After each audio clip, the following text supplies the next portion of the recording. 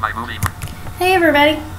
So now I'm going to do part 3 of my journey to Albany Care, which we have finally gotten to Albany Care. And Albany Care is in Evanston. It's on Main and Maple. It is a 400 bed facility, and right now I think we have like 300 people. It was an old hotel, and so they like converted it into a home. They call it nursing homes, but it's not really a nursing home. It's called intermediate care facility. And pretty soon they're going to be calling it specialized mental health facility or something. So it's not like nursing home like you think in nursing home like old people just sitting around. It's not for that. It's for like any ages, like 18 and older, that has mental illness and they really need care, continuous like residential care and support. So I got there and they went right to admissions, and I went in the admissions office, and the administrator, Mr. Tossi, was like, welcome to Albany Care. And like he was right there. I was like, hi. Didn't think he was going to be like right there, but he was nice and he said hi. And the first person I met was Chris, and he was the QA, the quality coordinator, something. Anyway, he's the person that works. Like with admissions. Basically, he makes sure that like everyone's like doing okay, like problems are solved between like clients and staff, and like quality assurance, I think it is, or quality something. Oh well. And he basically met me and initially inventoried my stuff, put my name on all my stuff. I had like huge boxes of stuff to inventory, so he had fun. And I did a initial screenings. Then I met my PRC that I was assigned. Her name was Stephanie. She had just been there a month. She took me up to my floor, and I was in a room with 3 other women, which is how it's usually done, is 3 to 4 people to a room, and separated by genders, obviously. Although people can go into each other's room, like men and female and stuff, but you can also refuse to have someone in your room, obviously. So, and the 3 people I had met were all older, obviously. Like everyone was like much older than me. I hadn't met anyone in their 20s or even 30s at that point.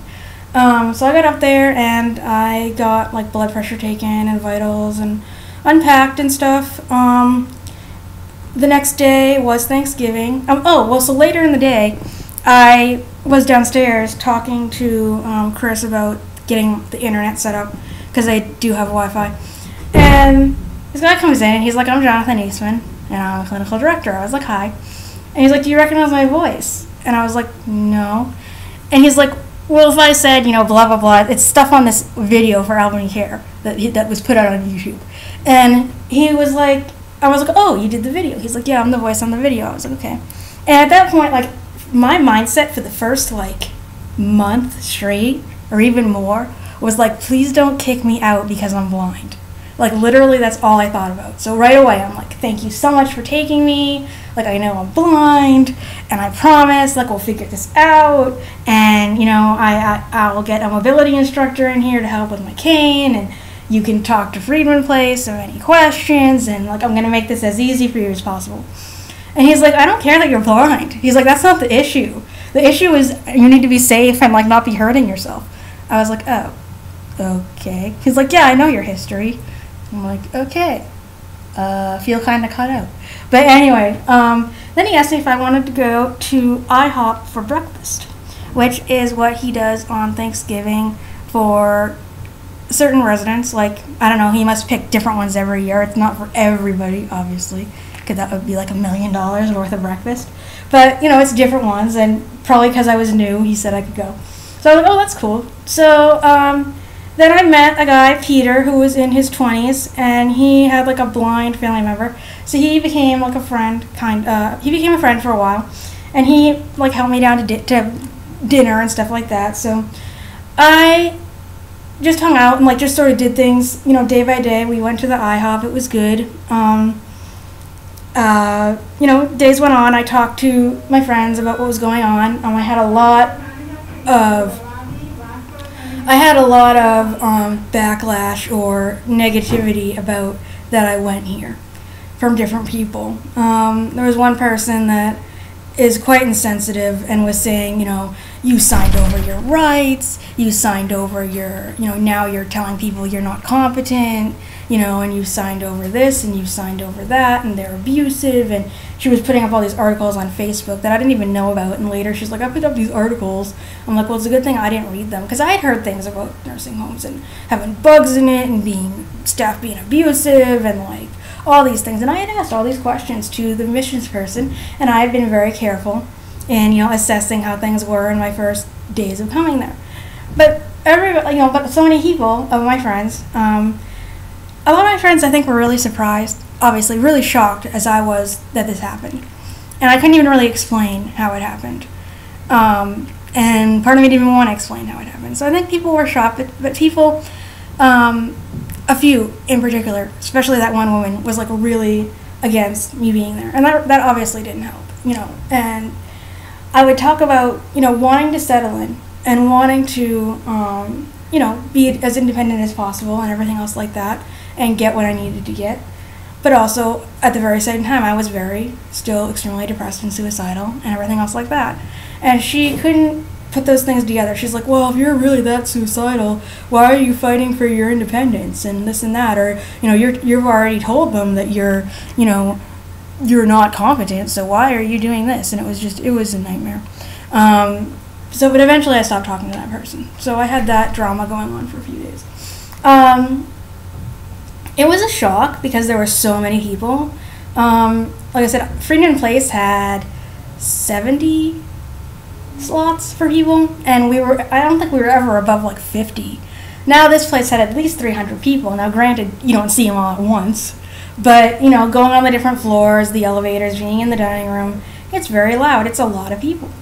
And a lot of people that have different behaviors and mental illness. I mean, it's not like horrible, like I said, not like the movies or not like anything, it's just people that have different severe mental illness. I mean, and I'd seen some of that at Trilogy and different places I've been and in the hospital, but the difference was certain symptoms were just taken in stride because maybe that's as good as it could get for this person, or that's like their baseline. For example, there are some people that scream, like, scream, really loud. And they are just sort of not left to themselves. I mean, I'm sure they're checked in on. I'm certain, but if you say, hey, this person is screaming, the response is, well, okay, that's part of their illness. And, they could be on medications, but it still could cause, issues. So they try to minimize like how it's going to affect people, and they do obviously address it, but it's not like, oh my goodness, this person is screaming, because that's sort of like a part of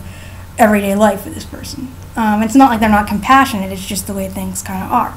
So when I was up on the 4th floor with my PRC at the time, Stephanie, I was doing an assessment, and it was really dumb. It was like, can you take a bath by yourself? Are you going to take stuff off someone's plate when you're eating? And it's like, what am I, 2 years old?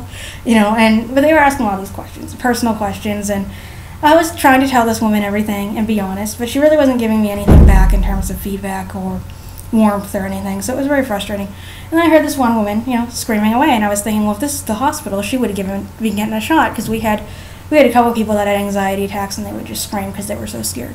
But nothing was really happening, and I was like, oh my goodness, what is going on? I felt so bad for the person. I also felt anxious, because loud noises like that trigger, or they're hard for anybody, but they're also hard for a blind person that can't see, but they're also really hard for someone that has PTSD and is triggered easily by loud noises. So by the time I got downstairs, I was like a total wreck. I was like, these people are screaming, they could attack me, like everything else. So they gave me an Ativan, and like, whatever.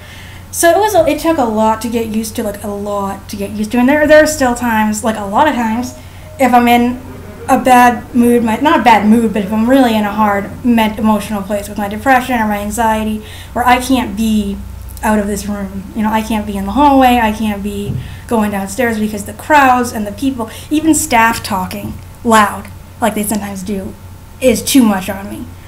But overall, I know the characters around here, I know what they are like, I know like 99.9% of them are harmless. The ones that do have issues get taken to the hospital or taken out of here. And so at the time it was really, really hard to get used to. But I've gotten used to it. And let's see, another thing that happened was after my first week, I had decided that I had a fair try with the case manager that I've been working with, and it just wasn't working out for either of us. And so I asked if I could have a new caseworker. And they said sure. And so I got this caseworker named Anna. And she was very, very nice. She was very, very positive, like relentlessly positive and optimistic. And she was very strong-willed in terms of her opinions on things. And she ended up being very, very committed, very, very emotionally involved in a way, and just what I needed. But in the beginning it was really hard because I was so in a suicidal place. I was so in a depressed place. I mean, not depressed like even moderate depression. I was really depressed. I was still like, I want to be depressed, you know. And meeting with her, whenever I would start to get upset, you know, I would run out of her office, and she would follow me, or she would come after me later and try to talk. And that was sort of our relationship. And, you know, she said things that were insensitive to me, but she was trying her best. You know, she'd be like, why don't you try to look up something funny on the internet? And after talking to Jonathan and people for the longest time about it, I'm realizing that as insensitive as that sounded when I was so depressed, like, it was actually, like, the best thing she could think of to do at the time. And also, you know, it might not have helped everything, but it could have helped for, like, one tiny, like, drop of depression to, like, laugh at something, you know. But at the time I was like, what in the hell are you doing? You know, I was so sensitive to anything anyone said. And I am, by nature, but being so raw, it made it so much worse. So I had, you know, most conversations with her ended up in me crying and leaving. And there was this one night where, I forget what happened. Oh, I think I was talking to her, and I told her I was having stomach upset, and I had thought she had told the nurse, and the nurse is like, well, when you have a medical issue, you should tell me and not go to your PRC for it. And I'm like, well, what the heck? And then she had made me, I was really in an anxious mess, and she had made me be down in the dining room where I did not want to be sitting. You know, I wanted to be in the back of the dining room where it was quieter, or I didn't want to be there at all. And she had made me be there because she was like, it's good for you and whatever. So, at that point, I was like, I hate PRCs, I hate you guys, I'm just not going to talk to you guys, whatever. And I went to my room and I was like, I hate you, I'm not going to talk to you, I'm not going to argue with you, just go away. And she's like, no, she's like, I hope we can work through this. And we did, like, in the end, like, she was always there for me.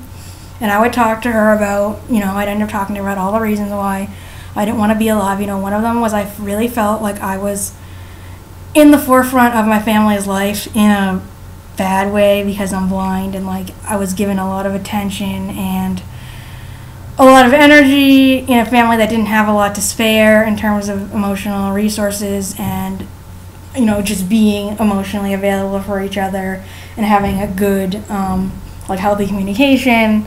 So it was really hard having a blind, disabled child, and it was hard on my sister, who is 7 years younger, and she really felt like she was in the background, and I knew it for the longest time. And so I thought that I would, if I wasn't around, that I would finally, you know, she would finally be in the forefront of my family's life, and she would not have to deal with me anymore. Because I was like, you know, this is going to be like a lifelong thing. I'm always going to be blind. I'm probably always going to need some support from my family in ways that, you know, sighted people might not, or just anyone with a disability might not. And I am always going to have mental illness probably, and, you know, and so I'm always going to need a level of support, you know, that they have a hard time giving anyway. So that was my big reason. My other reason was just like I didn't want to deal with family issues at all. I didn't want to just be done with everything. I just felt like I was a burden on everyone. I just was sick of having these issues. I was sick of everyone saying I was too emotional. I was sick of, you know, having to self-injure all the time. I was just sick of living, basically. And I cannot think of any reason why. You know, I just figured that everyone would grieve over me, but eventually they would understand, and that I would always be there in their hearts, you know. So that was my mindset, and that's what I talked to Anna about a lot. And she was like, well, you can't control where someone puts their attention and everything else like that. And so we had these discussions, and so things went on. I was up and down emotionally a lot. There was a time 3 weeks into my stay where I all of a sudden realized I have these thoughts again of like wanting to kill myself, but I can't do anything about it. And so I felt really trapped and really angry. In December, the end of, right around New Year's, I think it was New Year's Eve day, I had just had enough. I had lost my ring that Deborah had given me. I thought it was stolen. One of my roommates at the time, who was kind of zoned out and steals stuff herself, was like, you're probably never going to see it again.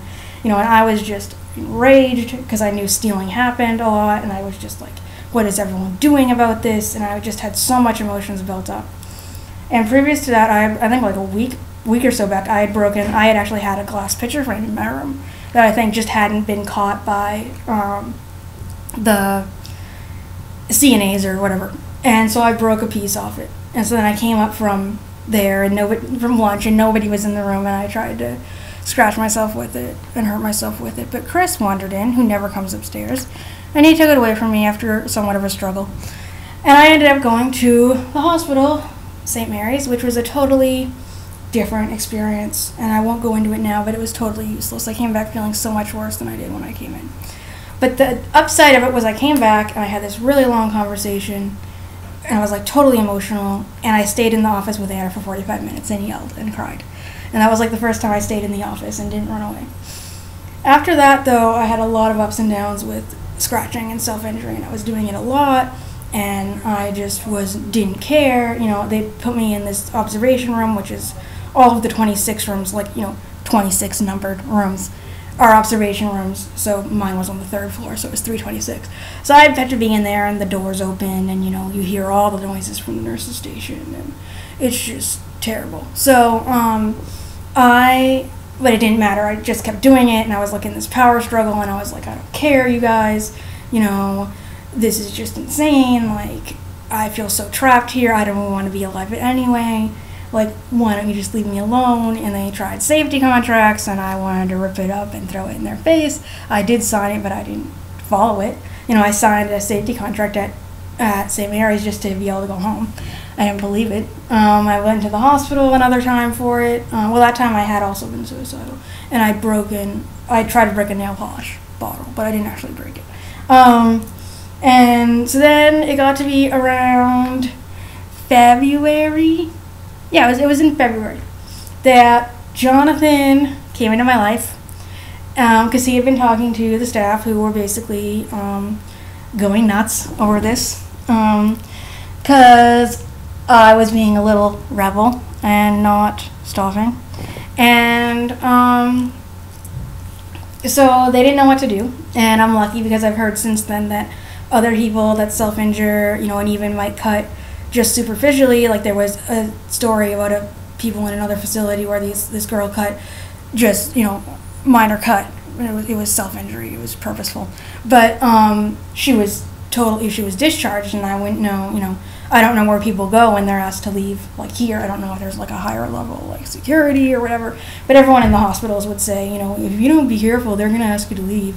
And now I know that's not true, at least not for the foreseeable future, as long as I have the relationship that I do with staff, and I'm not, totally doing anything off the wall that they can't help me with.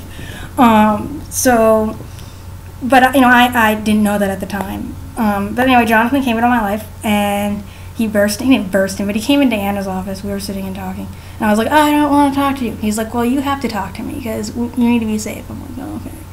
So basically, he said, I'm not going to tell you to stop scratching. I'm like, really? He's like, no. And so we basically came up with like a harm reduction plan, which is usually used in drugs. It's kind of like those things where if you've heard of like needle exchange, where like they at least get clean needles to do drugs with. So at least that's like reducing the harm to them.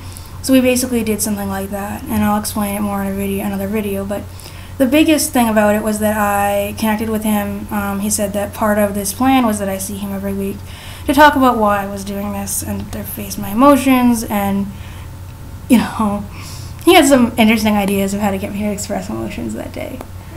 that I might tell you about later, but it's kind of like not what you would expect, but it was just funny. Like, he had me scratch him to show him how hard I scratch and what it feels like. And he wanted me to punch his chest to release my feelings. And I was like, who is this guy? Oh my god. So, but he was nice, and like I cried in the thing, and he was really nice about it. So yeah. So that's basically getting into Albany, and that part of the story.